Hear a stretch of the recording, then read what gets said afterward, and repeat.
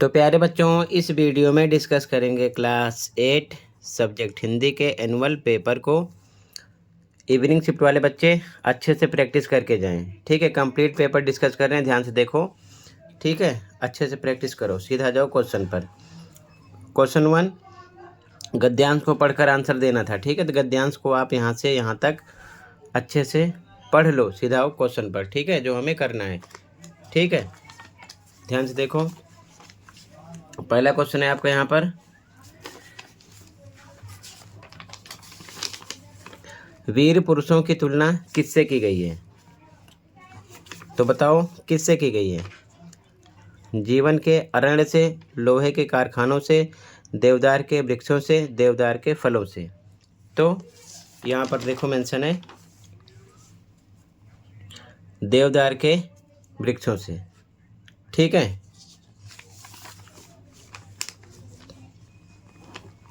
तो गा करेक्ट है फर्स्ट में। अगला क्वेश्चन, गद्यांश के अनुसार ताल ठोंक कर चुनौती देना और फिर पीछे हटना कहलाता है, क्या कहलाता है? बुजदिली। ठीक है, बहादुरी नहीं है, विनम्रता नहीं है, विनोद नहीं है, बुजदिली है। ठीक है। अगला, कायर पुरुष जीवन को क्या समझते हैं? तो कायर जो होते हैं ना, वो कीमती समझते हैं। क्या? कीमती। ठीक है। अगला, गद्यांश के आधार पर वीर और कायर पुरुषों के व्यवहार में नजर आने वाले कोई दो अंतर लिखिए। तो पहला अंतर हो जाएगा, यहीं से उठा लो। ठीक है, कायर पुरुष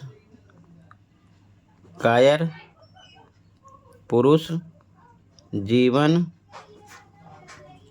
को क्या समझते हैं?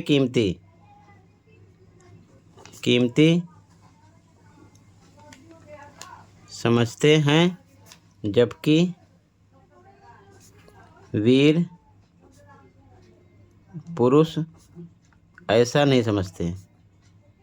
ठीक है, ऐसा नहीं समझते। ठीक है।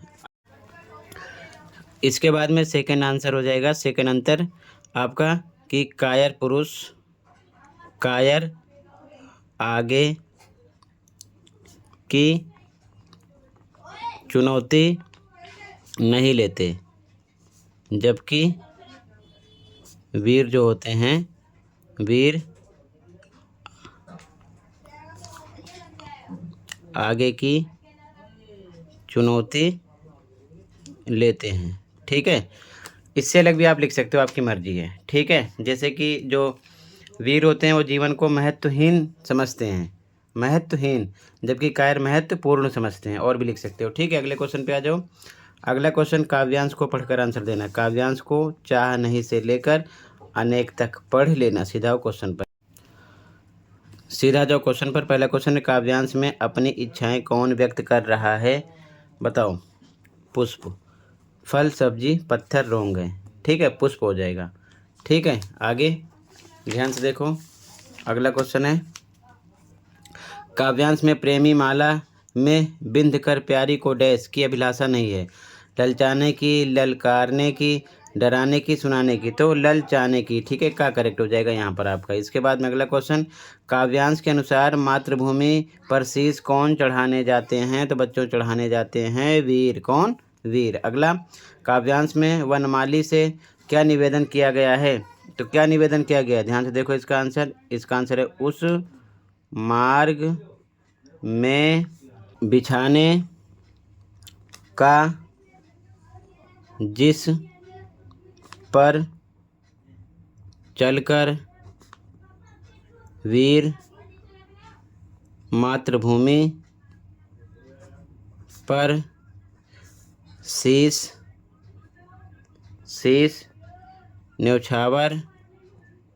न्यौछावर करने जाते हैं। ठीक है, इसका आंसर है। तो यहाँ पर यही आंसर है कि उस मार्ग में बिछाने का जिस पर चलकर वीर मातृभूमि पर शीश न्यौछावर करने जाते हैं। ठीक है, ये आंसर हो जाएगा। अगला, जातिवाचक संज्ञा मैचिंग करना है। तो क्या हो जाएगा? साइकिल। व्यक्तिवाचक संज्ञा हिंद महासागर। भाववाचक संज्ञा दया। ठीक है। अगला, यहाँ पर सर्वनाम भरना है। तो डैश नीचे गली की ओर चल पड़ा, तो लिखेंगे वह। ठीक है, कुछ और भी लिख सकते हो, मैं नीचे गली की ओर चल पड़ा, मैं भी लिख सकते हो। ठीक है, आगे बाजार से आधा किलो चीनी लेते आना, इसमें विशेषण पहचानना है, तो आधा किलो हो जाएगा, क्या हो जाएगा, आधा किलो, ये विशेषण है। ठीक है, यहाँ पर अगला पाप का विलोम शब्द क्या हो जाएगा, पुण्य। ठीक है, अगला क्वेश्चन है जो अभिनय करता हो वाक्यांश के लिए एक शब्द, तो उसे बोलते हैं अभिनेता। बाकी अनेक शब्दों के एक शब्द अच्छे से पढ़ लेना। ठीक है, अभिनेता हो जाएगा। अगला खाट पकड़ लेना, मुहावरे का अर्थ, तो खाट पकड़ लेना इसका अर्थ होता है बीमार पड़ जाना, ये इसका अर्थ है। ठीक है, आगे देखो ध्यान से। इसके बाद में अगला क्वेश्चन है व्याकुलता प्रत्यय छांट कर लिखिए, प्रत्यय पीछे होता है तो क्या आ गया, ता। ठीक है, सुकृति उपसर्ग छांट कर लिखिए, उपसर्ग आगे होता है तो इसमें क्या स्टार्ट है, सु से स्टार्ट है, सु हो जाएगा। ठीक है, ये इसका आंसर हो जाएगा। अगला क्वेश्चन निम्नलिखित गद्यांश को पढ़िए और पूछे गए प्रश्नों के उत्तर लिखिए। गद्यांश को लाला झाऊलाल से लेकर आप यहाँ तक पढ़ लेना। ठीक है, सीधा जाओ क्वेश्चन पर। पहला क्वेश्चन है खाने पीने की कमी ना होना, वाक्यांश का अर्थ है, तो कठोर होना नहीं है, दयालु होना नहीं है, निर्धन होना नहीं है, संपन्न होना इसका अर्थ है। ठीक है, अगला लाला झाऊलाल को कितने रुपए महीने का किराया आता था, तो 100 रुपये। ठीक है, अगला गद्यांश के अनुसार लाला झाऊलाल का दिल क्यों बैठ गया, तो पत्नी के पैसे मांगने पर। बाकी ये तीनों इनकरेक्ट आंसर हैं। ठीक है ना, यहाँ पर आपका डी करेक्ट है। ठीक है, आगे देखो ध्यान से। अगला क्वेश्चन है गद्यांश में आए जी बैठ जाना मुहावरे का अर्थ है, क्या अर्थ है, निराश हो जाना। ठीक है, प्रसन्न हो जाना नहीं है, सहारा होना नहीं है, अकड़ दिखाना नहीं है। अगला देखो ध्यान से। अगला क्वेश्चन है बच्चों ओस की बूंद क्रोध और घृणा से क्यों कांप उठी, इसका आंसर देखो। इसका आंसर है पेड़ों की जड़ों द्वारा बलपूर्वक अपनी ओर खींच लेना याद करके। ठीक है, इसका आंसर है। क्लियर है, कांप उठी। अगला देखो विलवासी जी ने रुपए का प्रबंध कहाँ से किया था, यानी जो रुपयों का प्रबंध किया था कहाँ से किया था विलवासी जी ने, तो आंसर है पत्नी के संदूक से चोरी करके। ठीक है, तो आप कंप्लीट लाइन वाला आंसर लिखना कि विलवासी जी ने रुपए का प्रबंध पत्नी के संदूक से चोरी करके किया था, इस प्रकार। अगला बस की यात्रा पाठ में लेखक हर पेड़ को अपना दुश्मन क्यों समझ रहा था, तो आंसर है जर्जर बस पेड़ से टकरा ना जाए और उसकी जान ना चली जाए, यही सोचकर। ठीक है, इसका आंसर हो जाएगा। क्लियर है, आगे देखो ध्यान से। अगला क्वेश्चन है क्वेश्चन 6, 30 से 40 शब्दों में आंसर देना है। तो पहला लेखक ने स्वीकार किया कि लोगों ने उन्हें भी धोखा दिया, फिर भी वह निराश नहीं है। आपके विचार से इस बात के क्या कारण हो सकते हैं, इसका आंसर देखो। इसका आंसर है यहाँ पर पहला पॉइंट है आशावादी दृष्टिकोण। ठीक है, दूसरा है समाज में मौजूद अच्छाई, ईमानदारी और मानवता पर विश्वास। ठीक है, 2 पॉइंट इसके आंसर हो जाएंगे। ठीक है, यही कारण था। अगला क्वेश्चन है साइकिल आंदोलन से पुडुकोट्टई की महिलाओं के जीवन में कौन कौन से बदलाव आए, 3 बिंदुओं में लिखिए। ठीक है, आंसर देखो इसका। पहला पॉइंट है इसका स्वतंत्रता और आत्मनिर्भरता का अनुभव, दूसरा कहीं भी आने जाने के लिए स्वतंत्र, तीसरा समय और श्रम की बचत। ठीक है, 3 पॉइंट इसके आंसर हो जाएंगे। अगला देखो मशीनी युग से बदलू का जीवन किस प्रकार प्रभावित हुआ, विश्लेषण करते हुए लिखिए। तो आंसर देखो, इसका आंसर है यहाँ पर देखो पैतृक व्यवसाय ठप हो जाने से बेरोजगार हो जाना, दूसरा पॉइंट आर्थिक और शारीरिक पतन। ठीक है, ये इसका आंसर है, पैतृक व्यवसाय ठप हो जाने से बेरोजगार हो जाना और दूसरा पॉइंट आर्थिक और शारीरिक पतन। ठीक है, अगला देखो क्वेश्चन नंबर 7, यहाँ पर काव्यांश को पढ़कर आंसर देना है। काव्यांश को आप अच्छे से पढ़ लेना। सीधा आ जाओ क्वेश्चन पर। ठीक है, ध्यान से देखो क्वेश्चन को। पहला क्वेश्चन है इसका, पहला क्वेश्चन है श्री कृष्ण के पास पहुँचे सुदामा की स्थिति कैसी थी, बताओ। सराहनीय, धनवान, खुशहाल, बदहाल थी। ठीक है, तीनों रॉन्ग हैं। अगला सुदामा को देखकर श्री कृष्ण दया से मुस्कुरा पड़े, नहीं। क्रोध से डांटने लगे, नहीं। क्रोध से कुछ ना बोले, नहीं। दया से रो पड़े थे। ठीक है, अगला श्री कृष्ण द्वारा अपने आंसू से सुदामा के पांव धोना डैश दर्शाता है, क्या दर्शाता है, प्रजा प्रेम नहीं, भाई प्रेम नहीं, शत्रु प्रेम नहीं, मित्र प्रेम। ठीक है। अगला, काव्यांश के अनुसार सुदामा अपनी पोटली कहाँ छिपा रहे थे? अपने पीछे, आसन पर, बिस्तर पर, या फिर बगल में? तो कहाँ?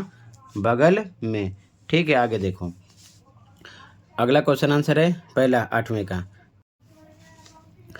पहला क्वेश्चन है, श्री कृष्ण को कैसी चोटी पाने की लालसा है, वह इसके बारे में किससे शिकायत करते हैं? तो इसका आंसर देखो, इसका आंसर है लंबी मोटी चोटी।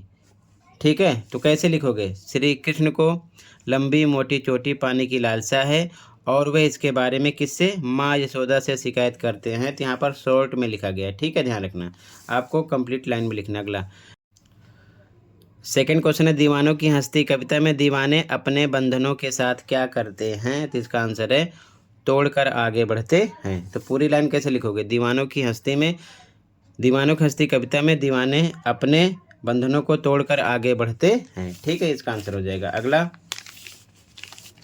कबीर घास की निंदा करने से क्यों मना करते हैं? तो इसका आंसर है घास का एक छोटा तिनका भी आँख में पड़ जाए तो पीड़ा देता है, इसीलिए घास की निंदा करने से मना करते हैं। क्वेश्चन नंबर 9 है, ध्यान से देखो।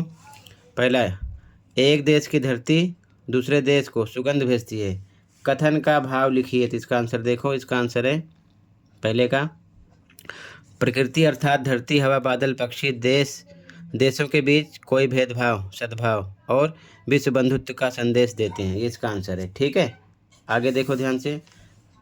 जया जादवानी ने ये सबसे कठिन समय नहीं कविता में क्या संदेश देना चाहा है? 3 बिंदुओं में लिखिए। इसका आंसर देखो, पहला पॉइंट हो जाएगा विषम परिस्थितियों में हार न मानना। दूसरा, लोग एक दूसरे की मदद करने को तैयार रहते हैं। तीसरा, लोग अपने मित्रों और रिश्तेदारों की परवाह करते हैं। ठीक है, इससे अलग भी आप लिख सकते थे। ठीक है, ये इसका आंसर हो जाएगा। आगे देखो ध्यान से। सूरदास के पद पाठ में गोपियाँ यशोदा से श्री कृष्ण की शिकायत करती हैं कि वे बहुत शैतानी करते हैं। आप बच्चों द्वारा शैतानी करने को सही मानते हैं या गलत? कारण बताते हुए लिखिए। ठीक है, तो इसका आंसर आप अपने अकॉर्डिंग लिखोगे। तो इसका आंसर आप अपने अकॉर्डिंग कैसे लिखोगे कि मान लो कि बच्चे शैतानी करते हैं, तो हमारे हिसाब से ये सही नहीं है। शैतानी करने की एक लिमिट यानी सीमा होती है। ज़्यादा शैतानी नहीं करना चाहिए, शैतानी उतनी करना चाहिए जिससे कि उसका गलत प्रभाव ना पड़े। ठीक है, तो मर्यादा में शैतानी सही है, लेकिन ज़्यादा शैतानी नहीं करनी चाहिए। इस हिसाब से आपके मन में जो भी होगा अपने अकॉर्डिंग इसको बनाकर लिखोगे। ठीक है, आगे आ जाओ क्वेश्चन पर। क्वेश्चन नंबर 10, 80 से 100 शब्दों में पत्र लिखना था। तो यहाँ पर आपको 2 चॉइस थी, ऊपर वाला करो या फिर नीचे वाला। तो ये आप फॉर्मेट का ध्यान देते हुए लिखोगे। अलग अलग सबका होगा, सेम नहीं होता, 6 नंबर का होता है। ठीक है, तो यहाँ पर इसका भी आंसर ऐसे मेंशन नहीं किया जाता। ठीक है, यहाँ पर ये बता दिया जाता है कि इसमें आप आंसर अपने अकॉर्डिंग कुछ भी लिख सकते हो। ठीक है, जैसे कि यहाँ पर देख रहे हो, यहाँ पर मेंशन है। ठीक है, प्रारूप का 2 नंबर मिलेगा, प्रस्तुति का 1 नंबर, विषय वस्तु का 2, भाषा का 1, 6 नंबर हो गया। ठीक है, तो ये सबका अलग अलग होगा, सेम नहीं होगा, लिख कर नहीं बताया जाता इसीलिए। ठीक है, फॉर्मेट का ध्यान देते हुए आपको लिखना था। ठीक है, आगे देखो ध्यान से। आगे अगला क्वेश्चन है, किसी एक विषय पर आपको 80 से 100 शब्दों में अनुच्छेद लिखना था। तो कोई एक लेकर टॉपिक यहाँ से आपको उस पर बनाकर 100 शब्द या 80 शब्द लिखना था। जैसे आप 5वीं क्लास में, 6ठी क्लास में लिखते आए हो, 7वीं क्लास में निबंध, उसी प्रकार से। ठीक है, तो 3 ऑप्शन थे, विद्यार्थी जीवन, प्रातःकाल की सैर या फिर भविष्य का भारत। तीनों में से जो आपको ईजी लगे उसी पर हेडिंग डालकर 100 शब्द बनाकर लिखने थे। तो मैंने कंप्लीट पेपर डिस्कस किया, आई होप अच्छे से समझ में आया होगा।